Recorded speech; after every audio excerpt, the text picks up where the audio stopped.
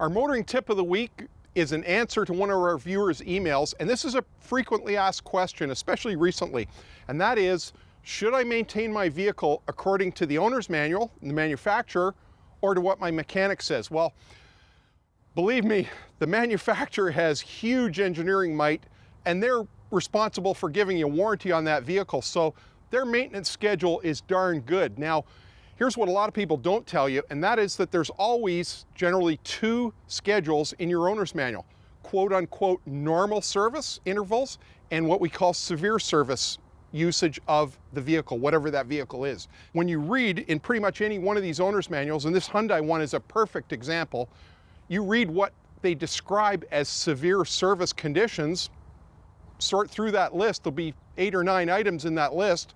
Half a dozen of those items pretty much perfectly describe a Canadian winter. So we probably should be following the severe service intervals for all our vehicles. Now, some manufacturers don't call it severe service. It might be the A schedule and the B schedule, but in any case, if you read it carefully, you'll get the message. Here's another thing that they don't tell you as well. When they write these service intervals, they're talking about using their parts, genuine parts. For example, oil filters. The best oil filters are the ones the manufacturers use.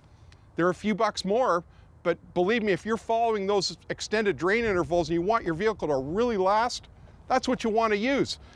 The cheap aftermarket ones, they won't even put their name on them. They're just a plain white filter. They're a lot less money, but I'm here to tell you, if you want that engine to stand up, this is worth every penny. Get the manufacturer's filter.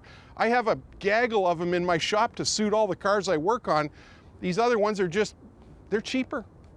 They're not as good. Getting back to our viewer's question, it's a mixture of both. You're going to use the owner's manual and make sure that you use the severe service category when you're servicing your vehicle, because that's most of our Canadian driving conditions.